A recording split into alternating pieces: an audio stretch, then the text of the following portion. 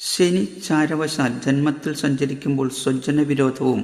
ആപത്തുകൾ, അപമാനം, വിരഹം എന്നീ ഫലങ്ങളും, ജന്മത്തിൻ്റെ 2-ൽ സഞ്ചരിക്കുന്ന കാലം കുടുംബകലഹം, സർവജനവിരോധം എന്നിവയും, ശനി ജന്മത്തിൻ്റെ 3-ൽ സഞ്ചരിക്കുന്ന കാലം സർവകാര്യവിജയം, സമ്പത്ത്, ധനലാഭം എന്നീ ഫലങ്ങളും, ജന്മത്തിൻ്റെ 4-ൽ സഞ്ചരിക്കുന്ന കാലം കുടുംബത്തിൽ കലഹം, മാതൃപിതൃദുരിതം, അന്യദേശവാസവും,